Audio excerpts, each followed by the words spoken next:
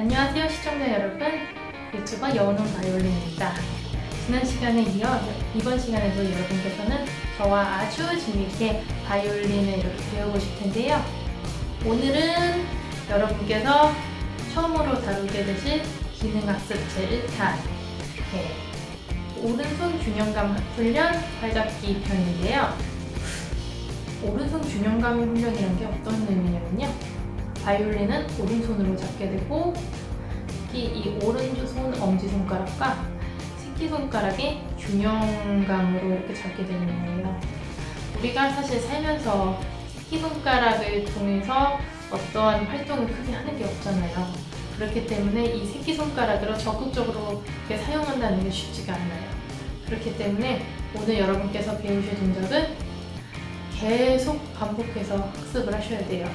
제가 다음 강은 계속 이렇게 여러분들께 설명을 드려도 오늘 배우신 동작은 계속 복습을 해나가신다는 전제 하에서 제가 진행을 할 거니까 집중력 잃지 마시고 열심히 저를 따라와 주시면 감사하겠습니다. 그러면 시작하겠습니다. 활 잡기를 배우기 전에 잠깐 활의 모양을 가까이서 볼게요. 이쪽이 여러분께서 이렇게 잡게 되실 손잡이 부분인데 되게 범상치 않게 생긴 것 같아요. 왜 이렇게 생겼냐? 바이올린에게서 이끌어낼 수 있는 최고의 좋은 소리, 제일 신속한 테크닉을 발휘하려면 이렇게 생겨야 된대요. 즉, 바이올린을 연주하는 사람의 편의를 위해서가 아니라 바이올린의 편의를 위해서 이렇게 모양이 만들어진 것 같아요. 그래서 사실 저는 이렇게 생각하거든요. 바이올린은 다른 악기들보다 처음 진입장벽이 좀 높다고 생각해요. 왜 그러냐면 바이올린은 소리를 우리가 간접적으로 내기 때문이에요. 간접적으로 낸다는 게 어떤 의미냐면 피아노는 손가락으로 이렇게 건반을 누르면 되고 기타는 이렇게 오른손으로 바로 스트로크를 하면 소리를 낼 수 있지만 바이올린은 우리가 이렇게 직접 뜯어서 하는 게 아니라 활이라는 이런 간접적인 매개체를 갖고 하기 때문에 정말 어렵습니다. 하지만 어려운 만큼 매력이 있고 재밌는 악기니까 열심히 저를 따라 주시면 좋을 것 같아요.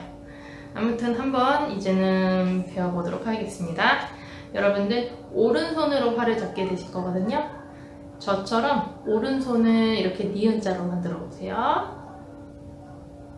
그 다음에 이 오른손에 엄지랑 3번 손가락을 이렇게 둥글게 맞닿게 해주세요. 그 다음에 엄지손톱의 끝부분이랑 이 3번 손가락의 첫째 마디가 이렇게 맞닿게 해주세요. 그리고 여기서 포인트가 되는 부분은 엄지손가락이 이렇게 펴져 있는 게 아니라 다소 구부러져 있습니다. 앞으로 제가 수업할 때 엄지손가락 피시면 안 돼요 라는 말씀을 엄청 많이 드릴 거예요.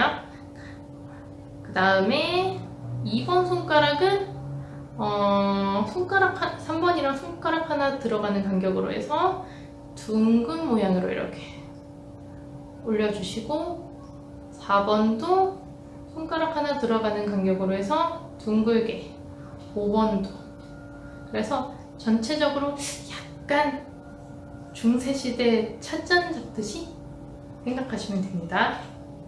이제는 우리가 판토마임을 해볼게요. 제가 바이올린을 연주하는 듯한 판토마임을 해보겠습니다. 왼손으로는 바이올린 이렇게 지판을 잡을 거고요. 이렇게 될 거예요. 네. 이제는 활을 갖고 적용을 해보겠습니다. 다시 한번 활을 조금 자세히 들여다볼 건데요. 이렇게 보시면 여기 까만색 손잡이 부분에서 살짝 사선으로 깎아놓은 부분 보이시나요?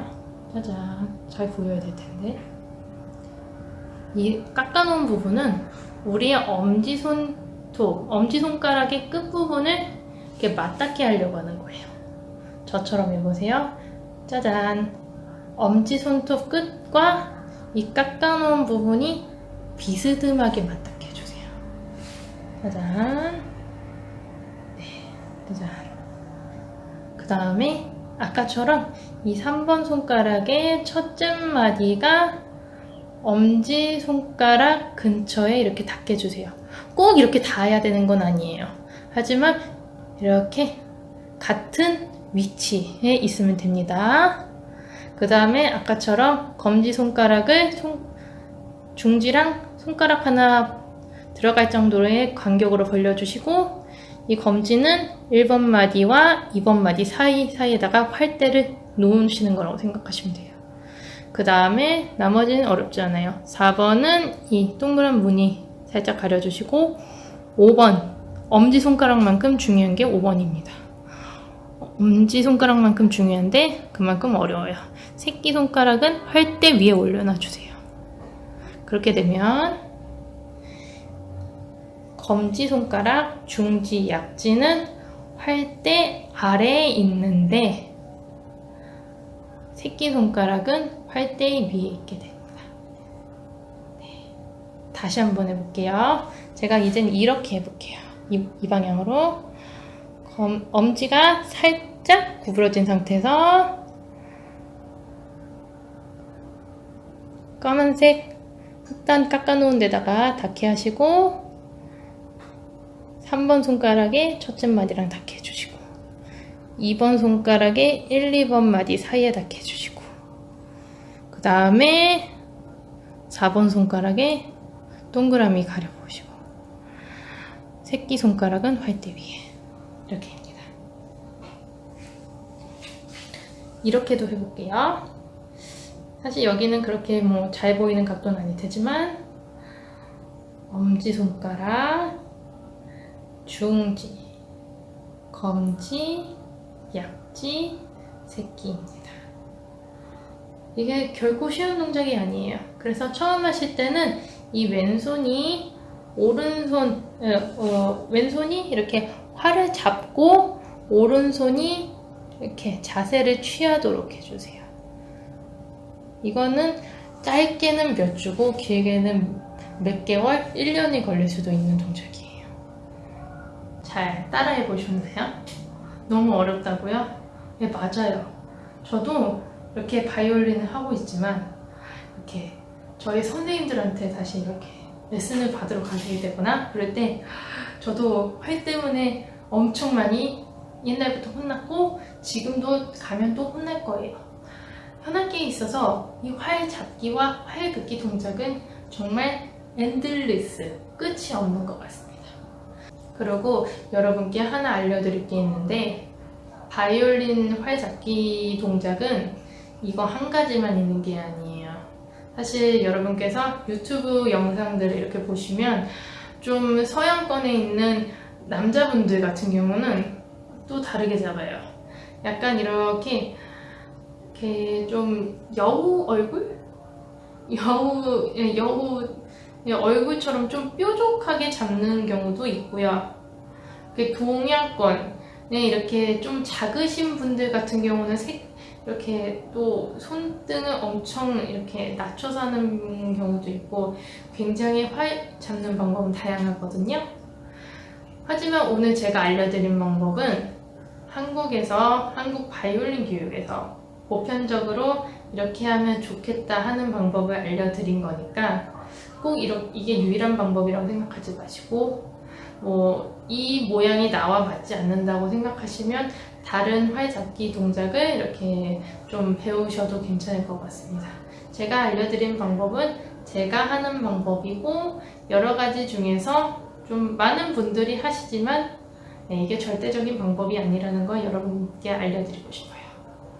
아무튼 이렇게 연습을 좀 열심히 해주셔야 될 것 같고, 그러면 아까 저랑 활잡기 하셨던 걸 갖고 한번 좀 응용 연습을 해볼게요.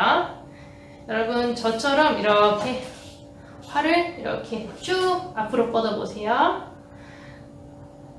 그 다음에 저랑 준비 연습 하나 할 건데, 이렇게